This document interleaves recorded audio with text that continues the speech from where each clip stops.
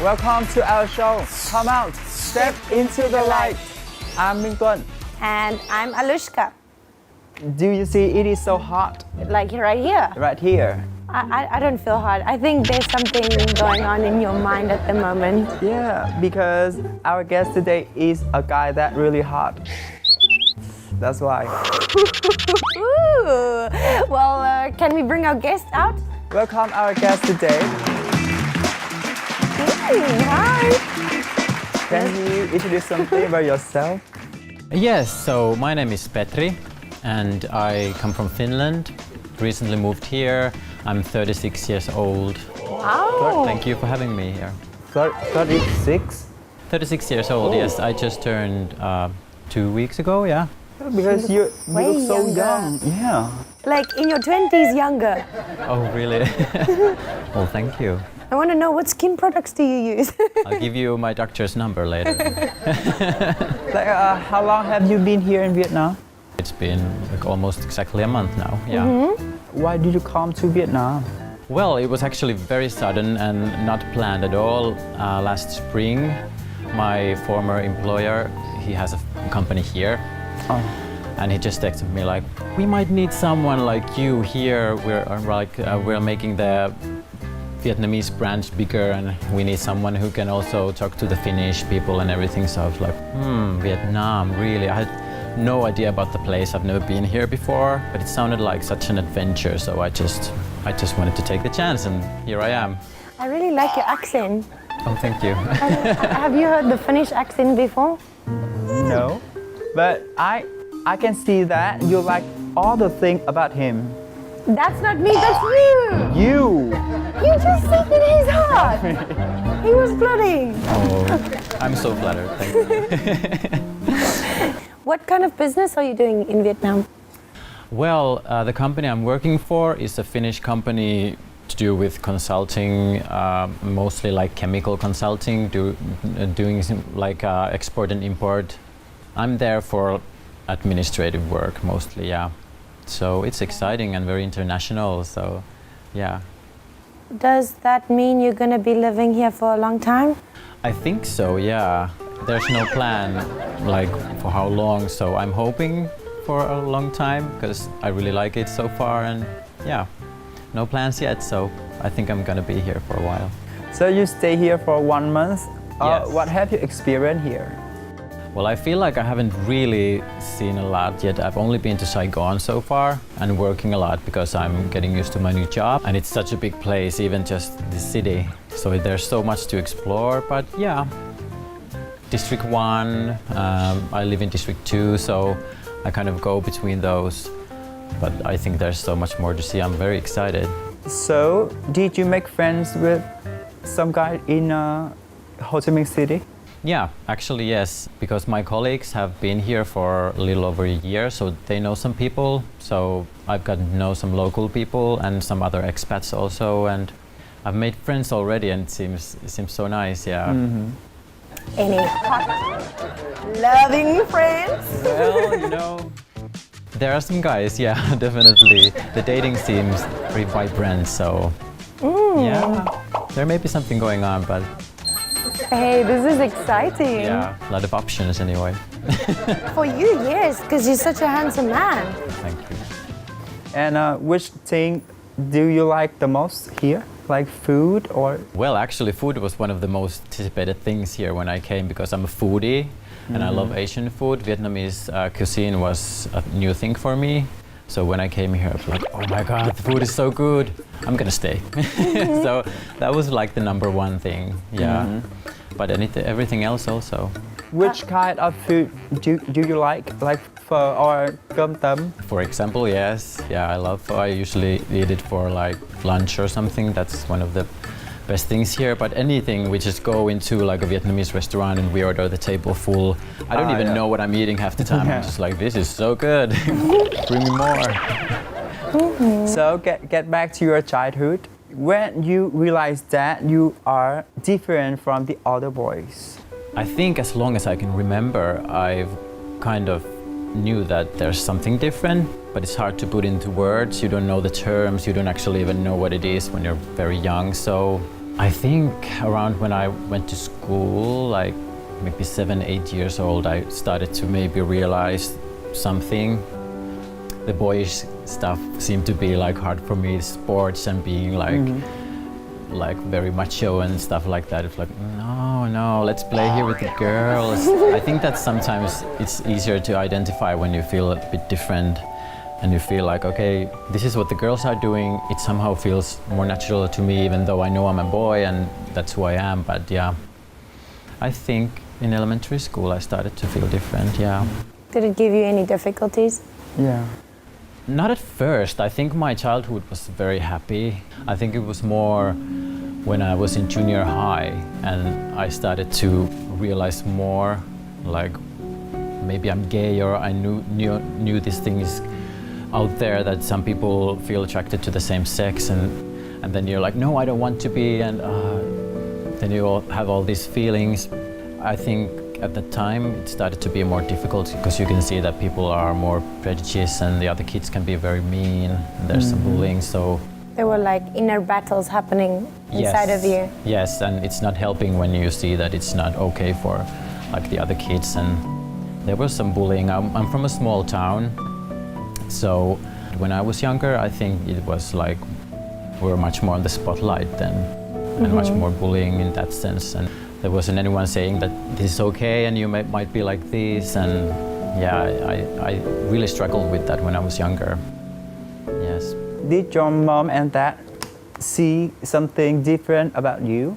Yeah, well, my family, I think they kind of knew from very young age because I was very different, and I have two older brothers, so I was very different from them, and they were into sports and they were like much more boyish in a way, and I was much more sensitive, and especially my mom, she always knew, but we didn't talk about it a lot, and I didn't really feel like a pressure from my family. I didn't feel like maybe they won't accept, but I think more like the community around us and people at school, and you just don't want to be different. I was a sensitive, very like shy boy, so just the thought of being different was horrible, you know, I just wanted to fit in. So did you ever feel like you were having like a competition with your brothers? Were they loving towards you or were they bullying you at any point? No, my brothers were always very sweet to me. They were never like mean to me at all. And there was no competition. Sometimes I feel like my oldest brother is like this perfect example of a child. He's done very well at school and professionally and married and has kids and been always like this model citizen kind of. So I think I've always kind of compared myself to him, maybe the rest of our family also, but not in that sense. There was no bullying or I never felt that kind of pressure. I feel very safe at home when I was young, and I was very like lucky with that, with my family anyway. And when you decide to come out with your family? I think I was 16 or 17 when it was first like very apparent. We didn't speak about it much. My mom maybe asked me sometime like, are you maybe attracted to guys? I was like, no, what are you talking about? I think this was maybe around 15. If mom is watching, she might be like, no, she remembers it wrong, but it was something like that. And then at 16, 17, when I started dating, so that's kind of how I just came out. It was very natural, like introducing my boyfriend and talking about like maybe going to a gay club and just keep giving these little hints, and I'm dating someone, and yeah, it's a guy, and very natural, I think, not like a big ceremonial, like I'm gay. And of course, I was super nervous, but it went really well. So I remember this time I introduced my first boyfriend. So he came over for dinner, and my sister was there with her now husband, then boyfriend, and my mom, she was telling me later on that she didn't show this to me then, but she was really nervous because she knew that my boyfriend was a bit older than I was, 7 years.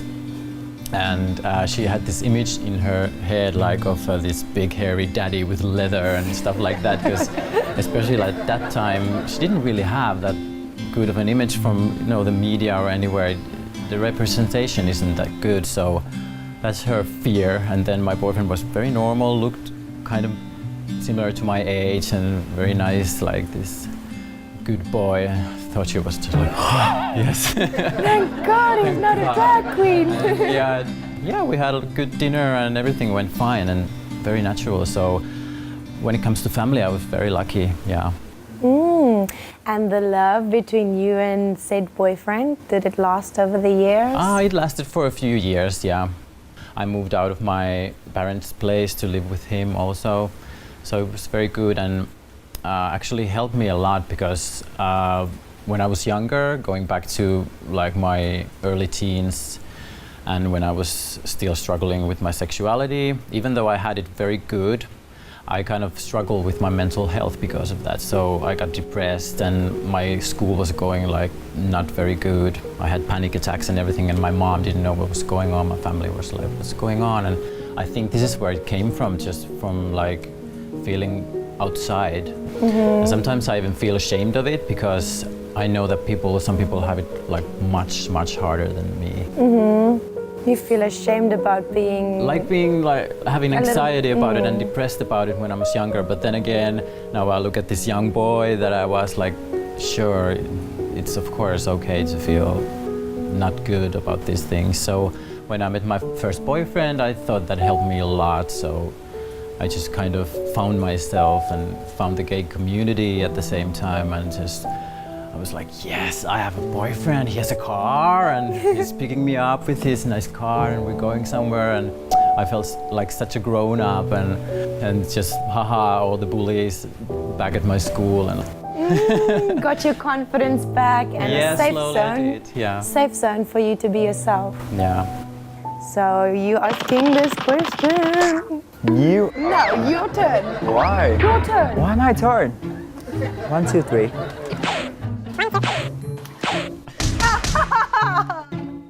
You win, you have to ask. No!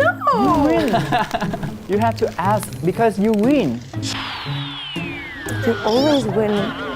So, I would like to know a little bit more about your sex life. Okay. And, the first time that you did the doo-doo. Okay, yeah. God, do I even remember it? It's been so long. Right? I think my first time was, I think I was 17. So this was actually a guy that I dated just briefly. I didn't actually call him my boyfriend. It's just something we saw each other for like a month. It was just before this first boyfriend I was telling you about. So probably like my first times when I went to a gay bar and then I hooked up right away with this very handsome blonde dude and not very romantic or anything, but that's when it happened. And I was expecting to feel like so different or something, but it was just like, okay, I have a hangover, what just happened? But it was good. What happened last night? What happened? I think something happened, yeah. I think it was okay.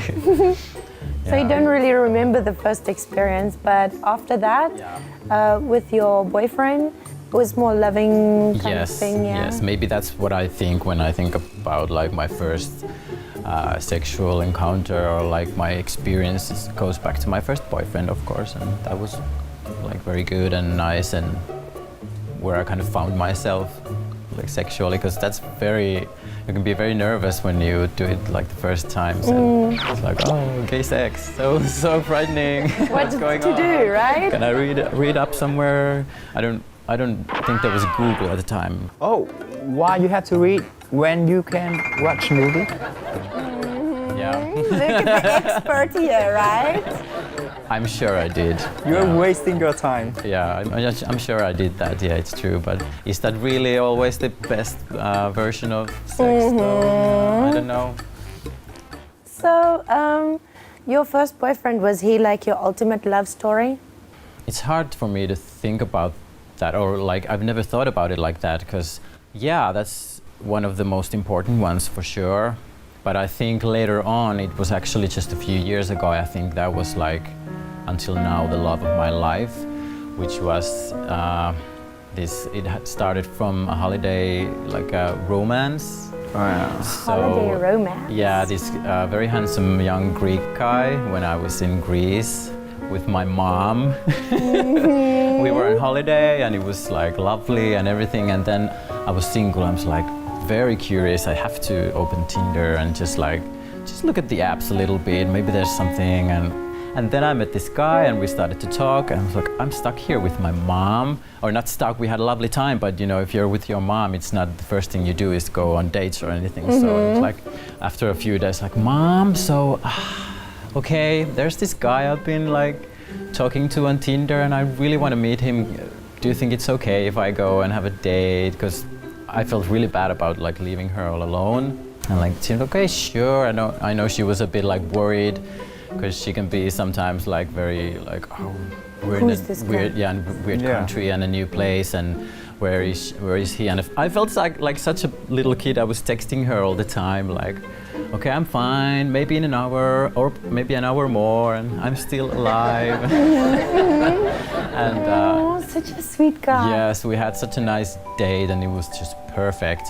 We met a few times before I had to go back to Finland, and we stayed in contact, and there it was. We decided to start seeing each other as a long distance relationship, which was not easy, by the way. We did it for maybe a couple of years. We went back and forth a lot, and I was so in love, and it was so nice, and we were both like very into it. It was very expensive for one thing, and being apart was very difficult, but then when we met, if it was in Finland or we went to Rome also and to Greece, of course, it was always so perfect, just like a fairy tale or something. Heaven. Yes, and slowly I started to think that maybe we should think about our future. If like at some point there's an option that we could live in the same country and just see where our lives are going, if there's a possibility for that. And when we started to talk about that, we kind of just found out we didn't have the same goals after all. And I told him like, it doesn't have to happen now, but like at some point in the near future, like 1 year, 2 years, 3 years, whatever, like can we plan a little? But I don't know, I think he just kind of got scared or something, and it was such a disappointment, you know, all the time invested in this very hard long distance relationship. I was very heartbroken at the time, yeah. We just kind of left things like that, like, okay, we'll just see what happens, but it didn't go well, and then I wasn't maybe the best boyfriend at the time because my mind was kind of elsewhere, and then we just decided to break it up, and I was so sad. Yeah, it's been a few years now, so I've gotten over it, but when I think about it, I think that was kind of like, it was it. You can feel it. Right. You can still feel like how loving you are towards that memory. Yes, I'm glad that I have like a good memory still of it, and I can really look back at it fondly, and we still message and stuff, and I hope maybe see each other at some point. But sometimes it's sad. And now, are you open to love somebody new? I think I am, yeah. I've been single now for a little over a year, which is I think the longest time I've been single ever. Yeah, it's been fun. I loved it. I like being single, so now I moved here. This whole new place. If it happens, it'll happen. Yeah. Right? Yes. Have you ever dated a guy in Vietnam or no? You just stay here for 1 month? Yeah, not yet. I've had a few dates, like just met someone, but not like real dating yet, so it's all very new to me. But there's a lot of guys. I come from kind of a small town, so it's like, okay, out of guys. So it's like, here it's just like endless stream of people, and when you go out, it's just like, so many possibilities. Walking on so many possibilities. Yeah, Right? and the local guys seem very nice and very, very handsome, and yeah, it's nice. And also because it's just such a like a melting pot, so there are like people all over the world here. So what's your boyfriend type though? Well, this is a joke with some of my friends because I'm one of those people, like the only people in my group of friends who has like the widest range of taste in guys ever. So whenever I have like a new boyfriend, they're like, oh, this is surprising and totally different from the last one. And so I don't really have like a type, especially when it comes to like looks or age or something. So very open to all kinds of guys, but I like a guy with a sense of adventure, but still grounded in some ways. Someone who's confident and loving, these basic things. Yeah. Emotionally smart. Yes, that's actually very important to me. Yeah. That's something I always look for. Yes. Somebody needs to be emotionally smart. So important. Yeah, I don't actually care if you're smart. Like in other ways, I think emotional smartness is like the most important thing. Yeah, that's what I look for. You ask the next question. Why are you Why me? shy? Why Go me? ahead. He's Why handsome me? and you are shy to ask him questions. No, because that kind of question is like your part. Or you have like roles for different questions. Not really, but. So basically, you want to know if he is the big spoon or the small spoon? The top or the bottom, I Yeah, guess. the top or the Yeah. bottom. Wow. You're going straight for it. Oh, why you guys making me ask this? Yeah. It is hot here, yeah. Actually, for me, I hope my mom is not watching this. For me, it's more about the guy.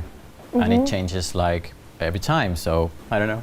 Yeah, it changes. Yeah. Just like in friendships, you have different dynamics, but it's hard because you have this certain feeling about someone, then you hope that they have like this same one because it can clash, and then it's just like someone just recently told me like, baby, two bottoms don't make a top. So it's like, Two bottoms don't make a top. yeah, so it's just kind of you have to be aligned. So. I know that you just stay here for a short time. Yeah. But can you compare the LGBT community in Vietnam and your country?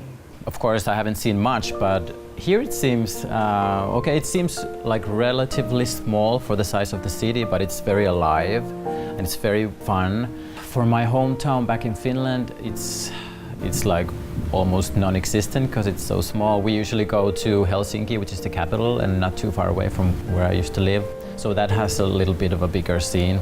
No matter if it's like a different continent or something, it's always there's something similar going on. You can kind of feel the vibe, you feel at home.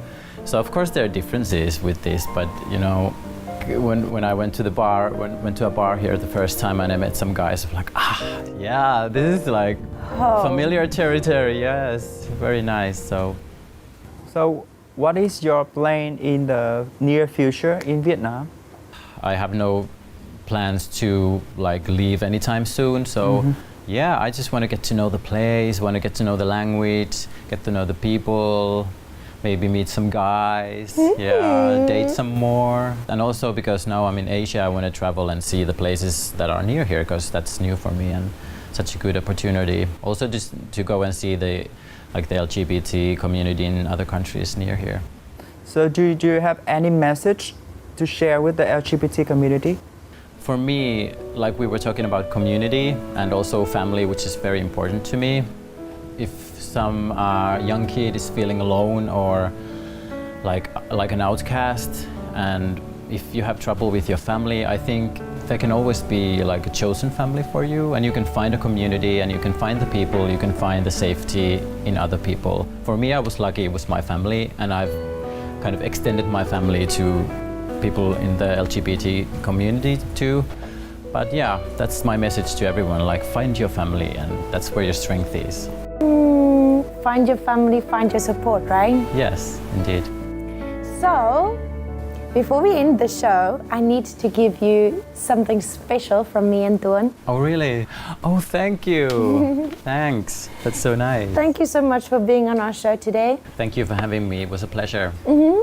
Thanks for coming to our show and share your stories. Thank you.